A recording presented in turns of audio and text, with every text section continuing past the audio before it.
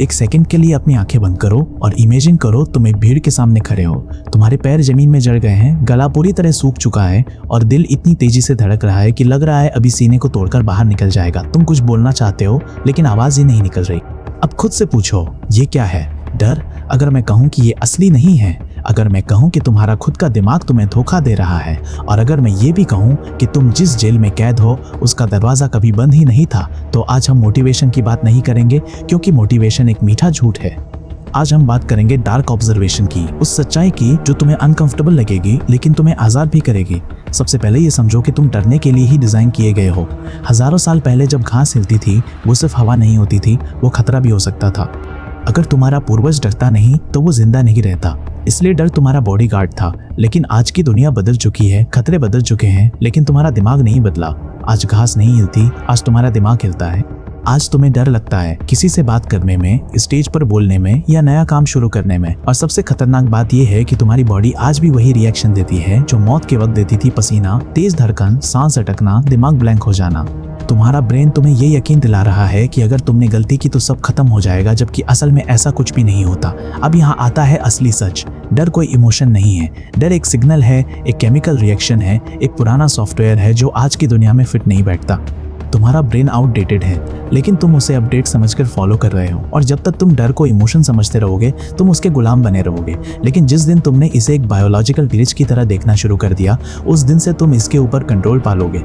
अब एक और चीज जो तुम्हें रोकती है, लोग क्या कहेंगे। ये 4 शब्द तुम्हारी पूरी जिंदगी को कंट्रोल कर रहे हैं। तुम सोचते हो कि जब तुम किसी जगह जाते हो तो सब तुम्हें देख रहे हैं, सब तुम्हें जज कर रहे हैं। अगर तुम गलती करोगे तो सब हंसेंगे। लेकिन साइकोलॉजी इसे स्पॉटलाइट इफेक्ट कहती है, जिसमें इंसान ये मान लेता है कि सबका ध्यान उसी पर है, जबकि हकीकत यह है कि किसी के पास इतना टाइम ही नहीं है कि वो तुम्हारे बारे में सोचे। हर इंसान अपनी लाइफ में इतना उलझा हुआ है कि उसे खुद के अलावा कुछ दिखाई ही नहीं देता। लोग तुम्हें उतना नोटिस नहीं करते जितना तुम सोचते हो। मान लो कोई इंसान सबके सामने गिर जाता है, लोग हंसते हैं, मजाक उड़ाते हैं, लेकिन कितनी देर, 5 मिनट, 10 मिनट, फिर सब अपने काम में लग जाते हैं और उस इंसान को कोई याद भी नहीं रखता। लेकिन तुम उसी डर से अपनी जिंदगी रोक लेते हो, सिर्फ इसलिए कि लोग क्या सोचेंगे। असल में तुम्हारा डर बाहर की दुनिया नहीं, तुम्हारा अपना ईगो है जो तुम्हें जरूरत से ज्यादा इंपॉर्टेंट महसूस कराता है। अब असली जड़ समझो, इंसान प्रेजेंट से नहीं डरता, इंसान फ्यूचर से डरता है।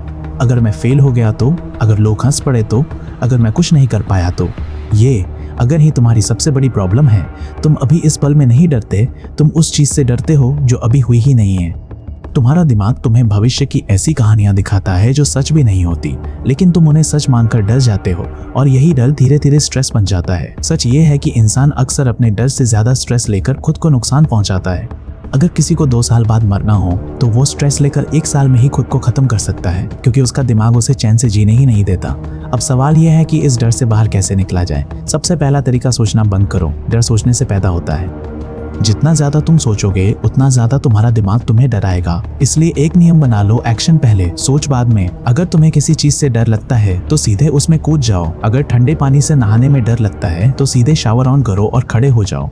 अगर स्टेज पर बोलने में डर लगता है तो सीधे स्टेज पर चढ़ जाओ। खुद को सोचने का टाइम मत दो, क्योंकि जितना टाइम तुम दिमाग को दोगे उतना ही वो तुम्हें पीछे खींचेगा। दूसरा तरीका, वर्स्ट केस को स्वीकार करो। मान लो तुम स्टेज पर गए और तुम हकलाए, लोग हंसे, तुम्हारा मजाक बना, फिर क्या हुआ? क्या तुम्हारी जिंदगी खत्म हो गई? नहीं, लोग कुछ देर हंसेंगे और फिर भूल जाएंगे। कोई तुम्हें नुकसान नहीं पहुंचा सकता सिर्फ इसलिए कि तुमसे गलती हो गई। तीसरा तरीका, डर को धीरे धीरे फेस करो। इसे एक्सपोजर कहते हैं। अगर तुम हर दिन थोड़ा थोड़ा अपने डर का सामना करोगे तो धीरे धीरे वो खत्म हो जाएगा। आज 2 लोगों से बात करो, कल 5 से करो, फिर 10 से करो। छोटे कदम उठाओ लेकिन लगातार उठाओ। डर भागने से नहीं, फेस करने से खत्म होता है। चौथा और सबसे जरूरी, अपने दिमाग को पहचानो। तुम्हारा दिमाग हमेशा तुम्हारा दोस्त नहीं होता, कई बार वही तुम्हारा सबसे बड़ा दुश्मन बन जाता है।